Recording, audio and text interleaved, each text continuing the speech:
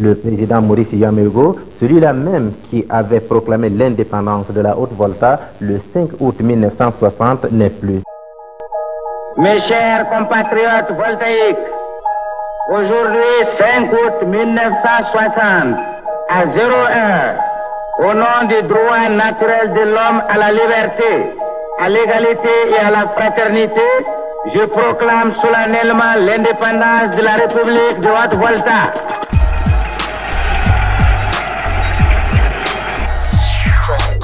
Hommage à toi, père de l'indépendance.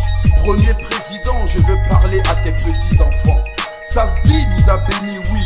Aujourd'hui, je te le dis, si on vit dans la sérénité, c'est parce qu'il s'est désengagé. Sinon, nos vies seraient aussi tragiques que la tragédie des Kennedy. De toutes parts, il a inspiré le respect de ses pairs. Son intégrité s'est vue dans ses affaires. À cause des valeurs qu'il défendait, au pouvoir, il ne s'est pas accroché. Au contraire, il a décroché. Et sa carrière politique qu'il a sacrifiée. Je veux pouvoir raconter à mes frères qui était notre père. Afin que vous connaissiez le papa, je laisse parler à l'infographe. Maurice Yaméogo est né le 21 décembre 1921 à Koudougou en pays Mossi sous le nom de Nawa Lagemba, qui signifie « il viendra les rassembler ». Il a une sœur jumelle, Wamanekdo. En réalité, Nawa Lagemba Yaméogo ne deviendra Maurice qu'à son baptême en juillet 1929. Le petit Maurice quitte alors son Koudougou natal pour entrer au petit séminaire de Pabré en 1934. Il veut devenir prêtre. Dans ce séminaire, il côtoie Joseph Kizerbo et Pierre Tapsoba. Le premier deviendra son ennemi politique et provoquera sa chute.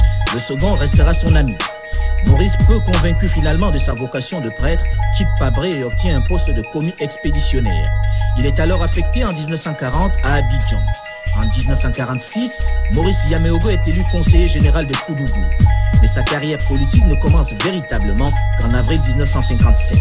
Cette année-là, au mois d'avril, le plus fidèle lieutenant d'Houphouët-Boigny, Daniel Ouezin Koulibaly, forme un gouvernement de l'État autonome de Haute-Volta. Son parti démocratique unifié, PDU-RDA, dispose d'une majorité de 2 sièges à l'Assemblée territoriale.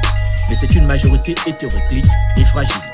Encouragé par Houphouët-Boigny, Ouezin Koulibaly offre 5 portefeuilles sur 12 au mouvement démocratique voltaïque, le MDV de Gérard Kango Ouedraogo, dont celui de l'agriculture à Maurice Yaméogo.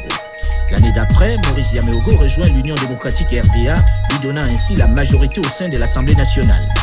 Beaucoup ont toujours parlé de cette décision de rejoindre le RDA comme une alliance tactique. Après ce ralliement, tous les ministres du MDV, le mouvement démocratique voltaïque, sont exclus de l'équipe gouvernementale par Ouezin Koulibaly. Tous, sauf Maurice Yaméogo qui est nommé ministre de l'Intérieur et numéro 2 du régime. C'est donc tout naturellement qu'à la mort de Ouezin Koulibaly en septembre 1958, il prend les rênes du pouvoir. Lorsque ce même mois de septembre 1958, la Haute-Volta, comme la plupart des pays francophones d'Afrique, vote oui au référendum sur l'entrée de la Haute-Volta dans la communauté franco-africaine, Maurice Yaméogo est confirmé comme président du Conseil du gouvernement. En décembre de la même année, l'Assemblée proclame la création de la République voltaïque. La Haute-Volta devient ainsi un État autonome, membre de la communauté francophone dont Maurice Yaméogo est le président.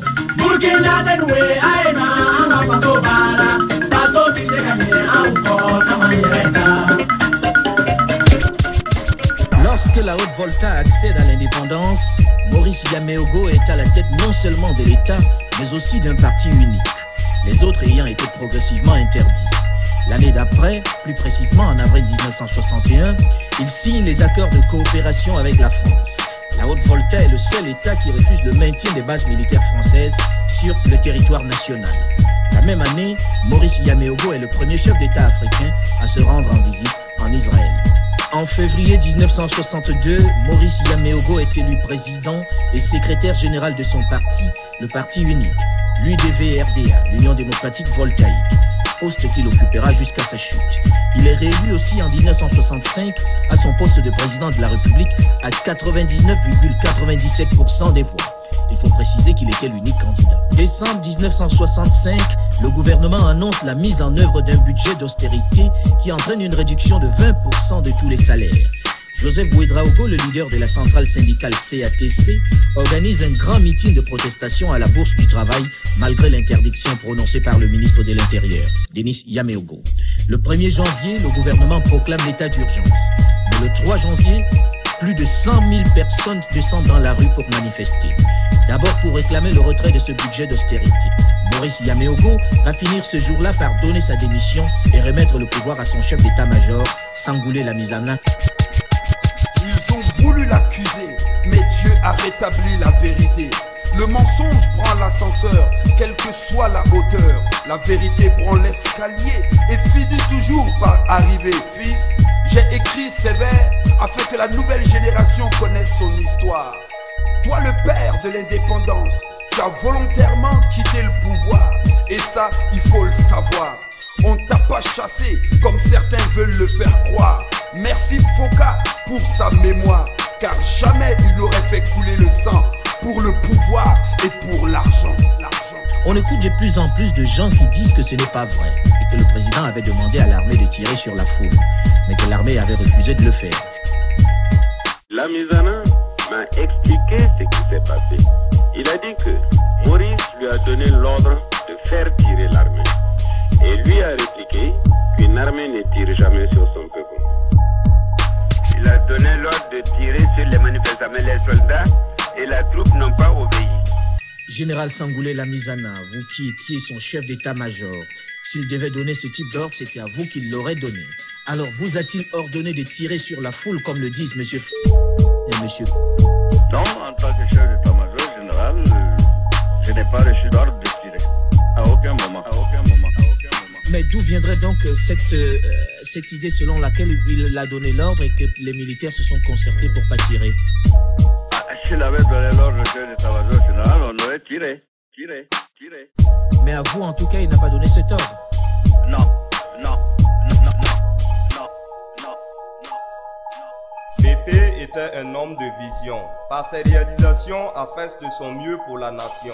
On a eu les premiers, la télévision dans la sous-région. Il voulait de grandes belles choses pour son pays. Il s'est battu pour la paix à tout prix. Nous sommes convaincus que nous parlerons ensemble pour le bonheur de l'humanité et pour l'affermissement des rapports de tous les peuples du monde, ce qui doit, à notre avis, conditionner le maintien de la paix qui est essentiel pour le bonheur des hommes. Koudou était son fief, il en était le chef. Enfant, j'ai entendu des choses sur lui, c'était épatant. Dommage qu'il ne soit plus du monde des vivants. Ensemble, on dira, à toi Maurice Yaméogo, premier président, le Faso, tes enfants et tes petits-enfants te rendent un vibrant hommage. Tu as été un vaillant combattant. La lutte de ces hommes pour la République, la lutte de ces hommes pour l'indépendance de notre pays.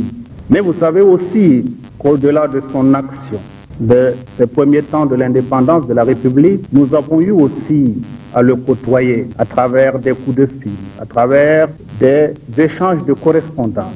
Et nous avons su que cet homme aimait toujours son pays. Et cet homme a respecté, a aimé notre 4e République. Voilà aussi une des raisons qui nous a imposé cette manifestation imposante lors de sa disparition.